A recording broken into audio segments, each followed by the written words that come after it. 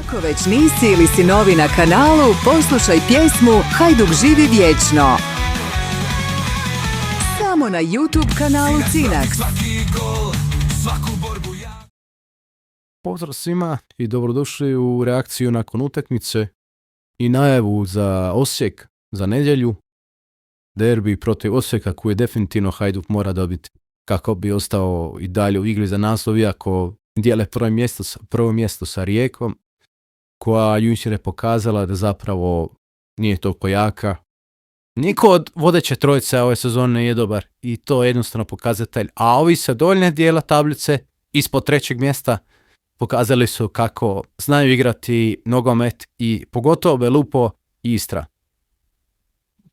Hajduk jučer nije izašao na teren, definitivno to je bila jedna utakmica bez glavi i repa. Gattuso jednostavno niti smatra kako Gattuso jednostavno je to trebao bolje posložiti ekipu, neke pozicije, možda više motivirati momčad. Ne kažem da nije, ali jednostavno je jučer Hajduk je izgledao bezidejno i loš. Što se tiče utakmice protiv Osijeka, Osijek je dobio jučer Rijeku 2-0.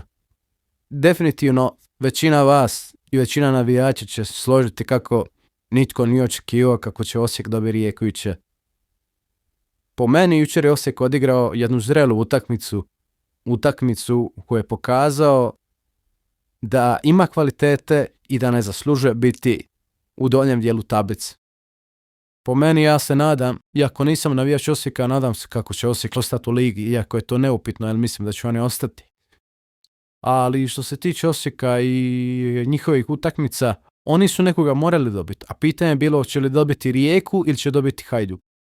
Sva sreća po nama, oni su dobili Rijeku, sad ćemo vidjeti utakmicu na Opus Areni, hoće li Hajduk izaći sa pravim gardom i ostvariti 3 boda, ili će opet kao jučer izaći preplašen i čekati šansu.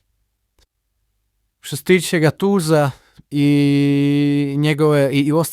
Gattusa i ostalih utakmica do kraja sezone, smatra kako je sve otvoreno. Jednostavno Hajduk je jučer imao sreće, pošto je Hajdučki kanal govorim u vezi Hajduka.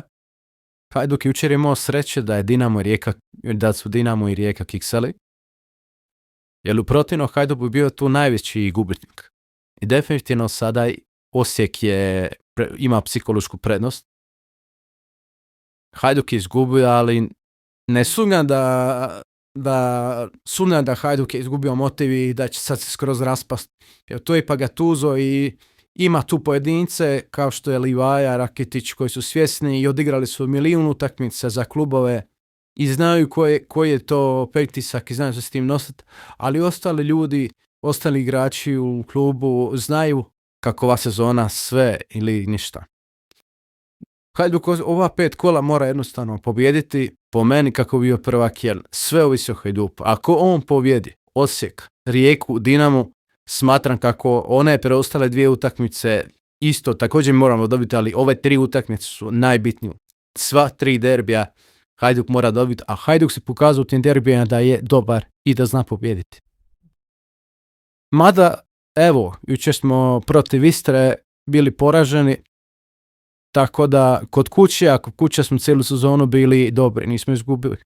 Tako da ne želim ništa komentirati vezano za Osijek i za ove derbije, tako da nadam se da ćemo te utakmice dobiti. A što se tiče igrača Hajduka, jučer niko nije bio na razini, čak ni Meljnjak, kako neki govore da je bio ok.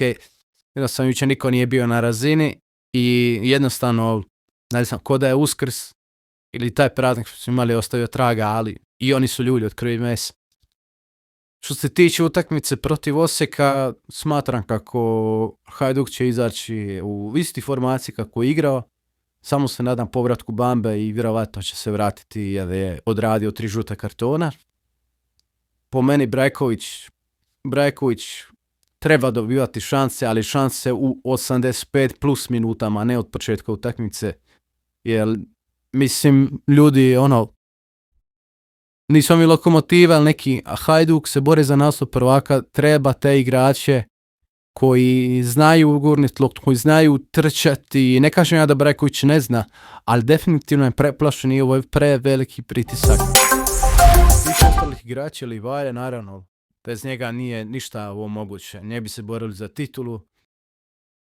Šego, što se tiče Šege i što očekujemo od njega u Osijeku, smatram kako će Šego igrati, ali jednostavno Šego, s obzirom na igre koje je pokazao u Hajduku i igre koje je pokazao u Varaždinu, jednostavno po meni je očekivano, barem sam ja očekivao da tak vraćanje u klub koji je veći od Varaždina, bez uvrede koliki je Varaždin i to sve i kao klub, ali Hajduk je jednostavno jedna institucija, jedna emocija, jedan veliki klub koji jednostavno navijači daje pritisak i on se boji jednostavno primiti loptu, napraviti nešto sam, gleda kome će dodati. Hajduk tu pogreši.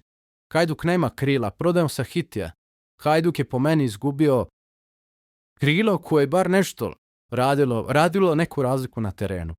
Sad, Šego je jednostavno ima taj neki strah koji jednostavno mora prebroditi, ali smatra kako će mu priprema ljetna doći dobro i na neku razinu da će nešto psihološki, sa psihološke strane i sa mentalne strane i fizičke. Što se tiče ostalih igrača, Rakitić, Krovinović, standardni dvojac. Jučer je Pukšas igrao, ali smatram kako je ona greška Pukšasa stvarno. On je igrat sa loptom. On je igrat sa glavom i Hajduku on jako puno znači. Zato po meni bi on trebao igrati.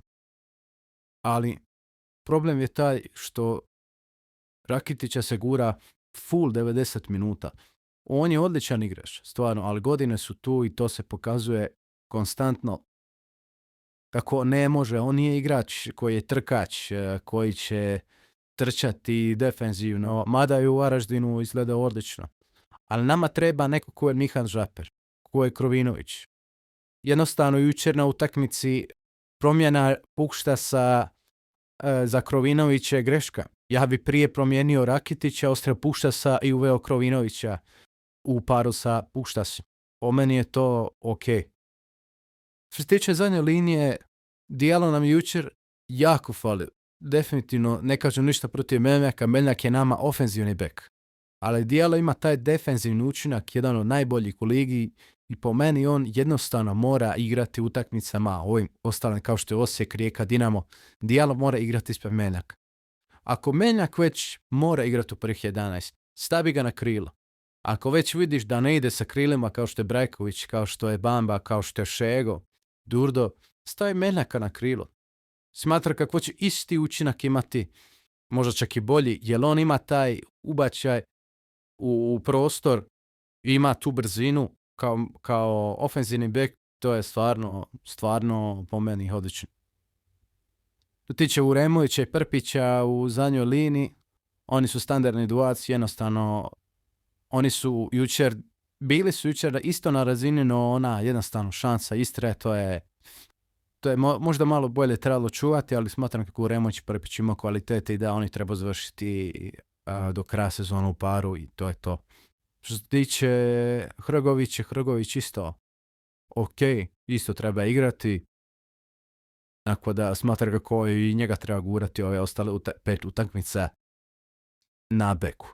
Što se tiče Sigur jučer po mene treba igrati od prve minute definitivno na beku. Ili možda čak Sigura staviti na krilo protiv Osijeka ne bi bilo loše. Ali eto, vidjet ćemo sad što će ga Tuzo u nedjelju u laboratoriju Gerara Gattusa i skombinirati kako će to izgledati. Vidjet ćemo, kažem, nedjelja će doći jako brzo, a Hajduku su nužna 3 boda kako bi se malo odvojio od ostalih definitivno, jer svi osjećamo, svi dajemo podršku u igračima, mi smo navijači, mi smo ludi. Znači, mi jednostavno moramo nastaviti, kakva god je situacija, moramo nastaviti podupirati, podržavati Hajduk, jer ova sezona je strah me reći što ako ne uspijemo, ali definitivno da ne uspijemo smatram kako bi to